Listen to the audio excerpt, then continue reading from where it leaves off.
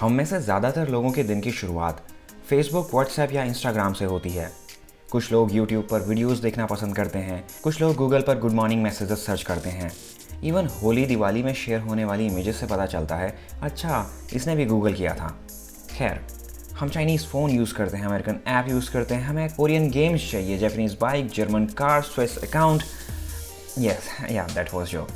But yes, हम अपनी day to day life में कितने सारे ब्रांड्स का यूज़ करते हैं और इन बिजनेसेस का दूर दूर तक कोई कंपटीशन भी नहीं दिखता। Now instead of mindlessly consuming these international products और सर्विसेज, अगर मैं आपसे कहूँ आप इनमें इन्वेस्ट भी कर सकते हैं और वो भी बड़े आराम से। Sounds great, right? No? Well, तो मैं आपको कुछ इंटरेस्टिंग बताता हूँ।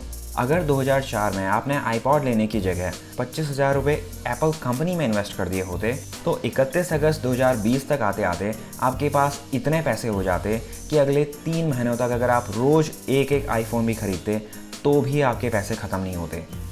यकीन नहीं होता ना? इस वीडियो के डिस्क्रिप्शन में मैंने इकोनॉमिक टाइम्स का लिंक शेयर कर दिया है। इस वीडियो के बाद आप उसे ज़रूर पढ़ना।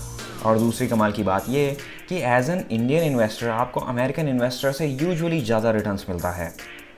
उसे हम अभी थोड़ी देर में डिस्कस करेंगे।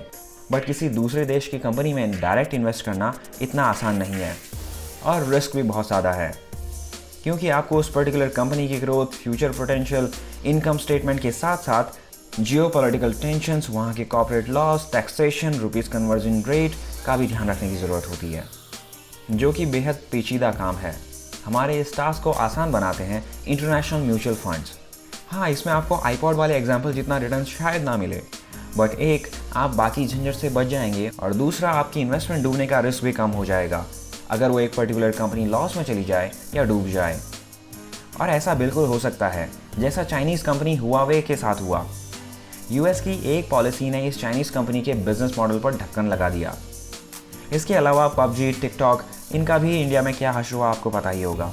म्यूचुअल फंड्स एक कंपनी में इन्वेस्ट नहीं करते हैं, उनके पोर्टफोलियो में बहुत सी कंपनीज होती हैं। अगर एक फेल हो जाए तो बाकी आपकी कैपिटल बचा सकती है। इसके अलावा मैंने एक वीडियो ऑलरेडी बनाया हुआ है कि म्यूचुअल फंड्स क्यों सही हैं। इस वीडियो के बाद आप उसे भी देख सकते हैं।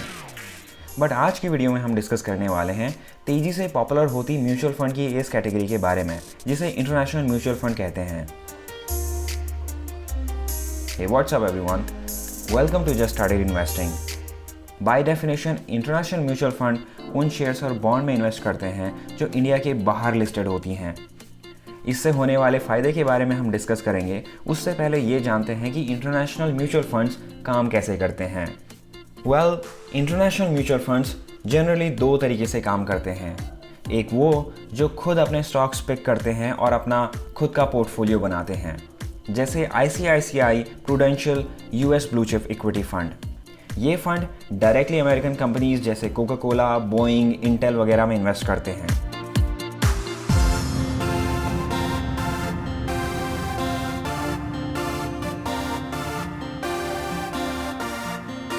और सेकंड, ये किसी ऑलरेडी एग्जिस्टिंग म्यूचुअल फंड में इन्वेस्ट करते हैं।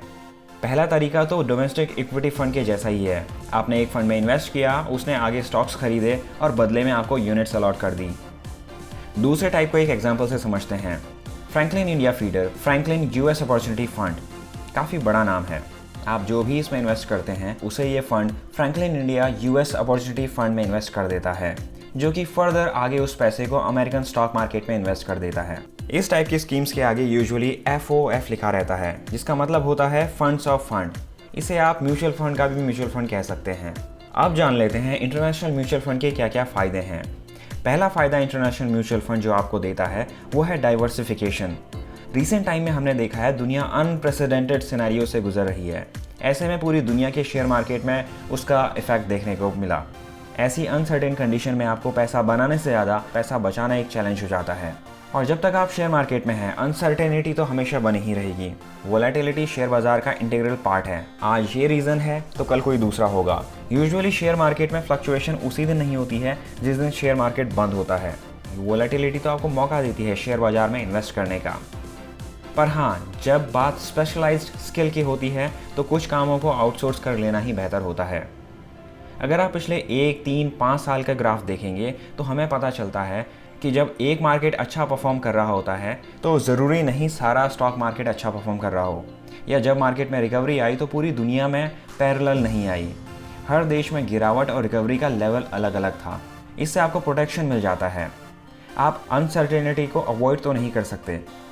कोई नहीं बता सकता आने वाले 3 महीने में इंडियन इकोनॉमी कैसा परफॉर्म करेगी या यूरोपियन इकोनॉमी कैसा परफॉर्म करेगी, बट आप अपना जोखिम ज़रूर कम कर सकते हैं अपना पोर्टफोलियो डाइवर्सिफाई करके। इसके अलावा जिन बड़ी कंपनीज़ की बात मैंने शुरू में की थी, इन्हें आप ज़्यादा स्ट्रॉन्ग या रॉबस्ट मान सकते हैं क्योंकि इनका बिजनेस कई कंट्रीज़ में फैला होता है, तो छोटे मोटे झटके सिर्फ इनमें बाइंग अपॉर्चुनिटी ही होती है। अगला फ़ायदा इंटरनेशनल म्यूचुअल फंड में जो आपको मिलता है वो है करेंसी कन्वर्जन रेट का। मैंने आपको शुरुआत में बताया था कि अगर आपने एप्पल कंपनी में सन 2004 में सिर्फ 25,000 रुपये इन्वेस्ट किए होते तो 16 साल बाद उनकी वैल्यू 81 लाख हो गई होती। अच्छा, पहले नहीं बताया था, अभी बता दिया। तो साथ में मैंने ये भी बताया था कि एज एन इंडियन आपको अमेरिकन से भी ज़्यादा रिटर्न मिला होता, और ये सब हो पाता रुपी डेप्रिसिएशन के कारण, यानी कि ₹1 की वैल्यू डॉलर के अगेंस्ट लंबे समय से गिर ही रही है, जिसका फ़ायदा भी इन्वेस्टर्स को ही मिलता है। इसे एक एग्जाम्पल से समझते हैं। सपोज आज $1 की कीमत ₹70 है और एक आईफोन की कीमत माना ₹70,000 है। अब आप आईफोन के बजाय एप्पल कंपनी में इन्वेस्ट करते हैं। आपकी एप्पल कंपनी में इन्वेस्ट होगी $1,000, और सिंप्लिसिटी के लिए मान लेते हैं कि एप्पल का शेयर भी $1,000 का ही है। और क्योंकि शेयर प्राइसेस फ्लक्चुएट करते रहते हैं, ये ऊपर नीचे जाएगा, मे बी ये 900 चला जाए, 1200 चला जाए, पर 1 साल के बाद ये फिर से $1,000 का हो गया। यानी कि आपने इसे जितने में परचेज़ किया था, एप्पल का शेयर 1 साल बाद भी उतने का ही हो गया। पर $1 का प्राइस ₹70 से बढ़कर ₹75 हो गया। तो अब आप जब अपने पैसे को रिडीम करने जाओगे तो आपको ₹75,000 मिलेंगे, जबकि आपने इन्वेस्ट सिर्फ 70,000 किया था और एप्पल के शेयर का प्राइस भी अभी 70,000 ही है। और अगर एप्पल का शेयर 1 साल में 10% का रिटर्न भी देता है, जो कि हिस्टोरिकली बहुत कम है, एप्पल ने पिछले 10 सालों में करीब 32% के एनुअलाइज्ड रिटर्न दिए हैं। बट अगर हम 10% भी मान लें सिंप्लिसिटी के लिए, तो आपका गेन होगा 82,500। यहाँ पर 2 बात आपको जान लेनी चाहिए। पहला ये कि इस कैलकुलेशन में हमने टैक्स को इंक्लूडेड नहीं किया है, वो पर्सन टू पर्सन डिफर कर सकता है। इसका एक ड्रॉबैक भी है कि अगर रुपए की वैल्यू डॉलर के कंपैरिजन में बढ़ जाए तो आपके रिटर्न्स कम हो जाएंगे, और ये रिस्क और ज़्यादा बढ़ जाएगा अगर वो पर्टिकुलर कंट्री, इस केस में यूएस के शेयर मार्केट भी नीचे जा रहा हो। और यहाँ मैं आपको बार बार यूएस का एग्जांपल दे रहा हूँ, इसका मतलब ये नहीं कि इंटरनेशनल म्यूचुअल फंड सिर्फ यूएस में ही इन्वेस्ट करते हैं। आप चाहें तो इन म्यूचुअल फंड्स में इन्वेस्ट करके जापान, चाइना, यूरोप, ब्राज़ील जैसी कंट्रीज़ में भी इन्वेस्ट कर सकते हैं। उसके बाद आप पर उसी करेंसी के रूल्स लगेंगे जहाँ आपने इन्वेस्ट किया है। बट अगर हम लॉन्ग टर्म में देखने की कोशिश करें तो हम पाएंगे कि डॉलर के कंपैरिजन में रुपए की वैल्यू डिप्रिशिएट ही हुई है, और क्योंकि इंडिया ग्रोइंग इकोनॉमी है तो ऐसे में इन्वेस्टर्स को रुपी डेप्रिशिएशन का भी फ़ायदा मिल सकता है। तो अब आप जान गए हैं इंटरनेशनल म्यूचुअल फंड के बेसिक्स, इंटरनेशनल म्यूचुअल फंड्स काम कैसे करते हैं, इनके फ़ायदे क्या हैं, इनके रिस्क क्या हैं। उम्मीद करता हूँ आपको ये वीडियो पसंद आया होगा। अगर आया तो लाइक बटन ज़रूर दबाएँ और साथ ही चैनल को भी सब्सक्राइब ज़रूर करें। Happy investing.